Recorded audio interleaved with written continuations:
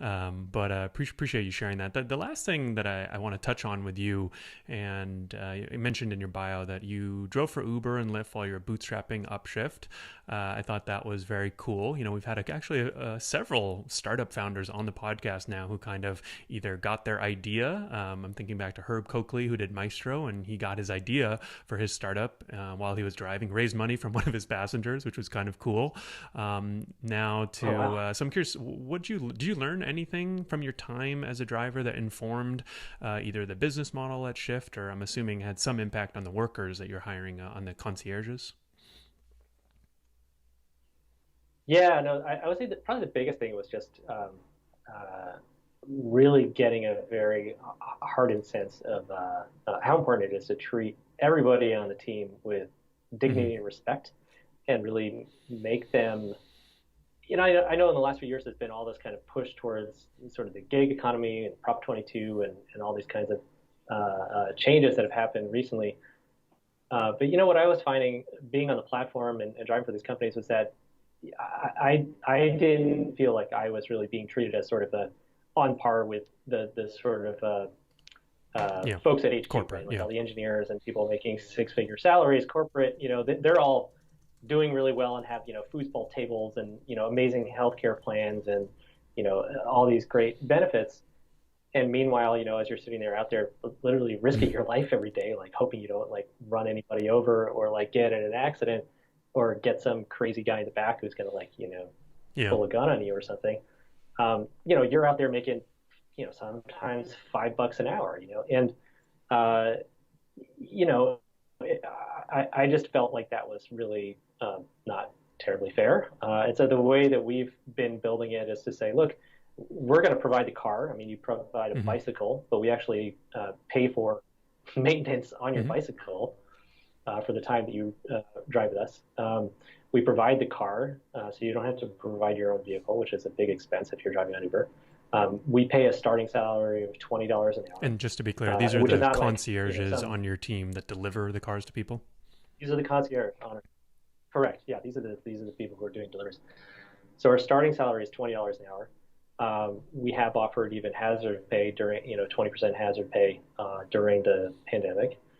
We hire people as Mm-hmm. W-2s, and we don't do contractors, and we even have one concierge has been with us for 3 years now and has Yeah. equity in the Well, company, and is involved in decisions around technology and product designs, especially around stuff that impacts the concierge mm-hmm. role itself. And so I see like as Upshift grows, like I would love to have those people like sit in on board meetings and stuff because like I just think that there's a huge value that they bring to the table and they're not sort of a quote unquote Yeah. essential or expendable workers. These are really core teammates that have a lot to offer the company. And I think that I've personally done probably thousands of Mm-hmm. deliveries Mm-hmm. myself. So um, I know exactly what it takes to get out there and bike up a big hill and in the rain and deal with stuff that's not necessarily pleasant to deal with. Jumping cars on a busy street or Yeah. whatever like random stuff comes your way with managing a fleet. Like there's just a lot of challenges to deal with, right? And so I think that there's a huge amount of opportunity there, honestly, to build relationships with them as really core valued teammates. And I think one of the other big issues that I saw with Uber, and Lyft, and really with all the kind of gig companies, there tends to be kind of a unequal. You asked me earlier about the Mm-hmm. my rating, and I can't remember what my rating was, but I do remember that my rating, and I can't remember what the threshold was at that point or what it is now, but it was something like I had to have Right. You have 4.6 to have above stars or whatever, 4.6. or they would boot me off the 4.6, right? So if you have below 4.6, you're off the platform, right? And it doesn't take a lot of four-star Right. reviews even before you're kicked off, and so that's obviously a big challenge. But then I would get matched with riders that were like, I don't know what I think their threshold is like I think 4.1 there's or no threshold for 4.3 or riders. something. Or is there Yeah. none at all? Like I would get these like super entitled Yeah. jerks who would like Hmm. sit in the back. I had one guy, I was parked at a stoplight, and he literally made this little, like kind of like he was saying giddy Mm. up to a horse. Yeah, You know, that's a like little the lights change. It disrespectful, was just to wild. say the Dumped least. him out the side of the road in the middle of some like Yeah. sketchy neighborhood because I was like, dude, Hmm. I don't know, this isn't. But that's totally fine, right? Like there's almost nothing you can do as a paying customer to get booted off the platform, right? And so one of the things that we made a real point of is to say, look, if you're an entitled guy who's going to just like, Yeah.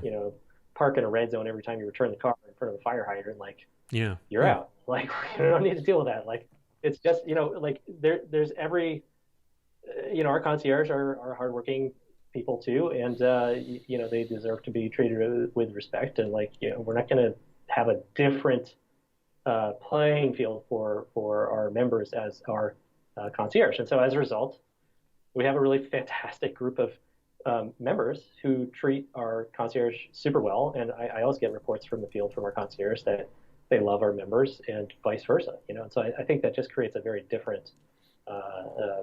service that is much better attention on Yeah, both no, sides, I was really. really excited to discuss this with you because I think that, I kind of often joke if you ask drivers, if you let drivers set their own rates, they'd kind of like price themselves out of the market, right? Like you can't give really any one cohort, I think, like full control and like give them everything that they want because, they sort of obviously have their own personal interests, but you've sort of done that. And then now you're on the Well, if they were really contractors and independent business owners, they could set whatever rates they That's want. true. Well, that's another That's what a contractor that's is, a right? Like I think discussion that's for the, another podcast. But now you're sort of on the other opposite end of the coin, and sort of running the business. But you've done, you've been in the trenches and you've built it up, so you kind of very acutely understand. And I like what you said: treat everyone the same from the top to bottom, because I feel like with a lot of tech companies today, there's sort of like these two class of workers. The frontline workers who are, totally. okay, let's say they're independent contractors, or even if they're at a company like Amazon or others that do hire people as employees. But it seems like it's pretty obvious that there's two classes of workers, like the corporate white collar and the, sort of frontline blue collar. And I think that what I've noticed actually is that Mm-hmm. like if you treat the blue collar or the frontline workers like shit, there's really nothing preventing management from eventually at some point or in some instance also treating like those white collar workers. And I think we've seen like some pretty good evidence of that with Uber, for Yeah, example, right? Like there's been definitely. numerous, sort of whether Yeah. it was like layoffs that were done in like a very type shady type way, or issues at the company like with sexual harassment and all that. And like I guess when I saw those stories, it just like wasn't that surprising to me, because if they would like a driver who has 25,000 trips who gets deactivated because of one passenger complaint without being able to investigate or without being able to sort of like make your case heard. Like I've seen that happen many times. Like if they would let that happen with anyone or with one class of workers, they would let it happen with the other class, right? What do you think? Well, best believe that everything that just happened with Prop 22 isn't also going to filter its way back to the Mm-hmm. white collar. It's just a new kind of precariat that they can create that says, well, I'm going to hire you, but not as a, That's a they're already good doing this point and with good example. contractors, Google, Apple, and other big tech companies where they have kind of contractors and Mm-hmm. consultants who they don't have to pay benefits, they don't have to provide these things. And then they kind of reserve the employee status with benefits for only the sort of very top tier echelon Mm. of employees. And I think there's no reason to believe that this third category of sort of not quite contractors and not quite employees, contractors with benefits or whatever it is, doesn't also end up being applied to designers and Yeah. engineers and all the other Yeah. white collar jobs. It's completely Yeah. foreseeable. Actually, I haven't thought about that, but And that's when people will start to say, "Hey, that's not cool." But it's unfortunate that it's going to take that before people yeah. really start to complain about it. But I do think that Okay. that's So likely the to happen. last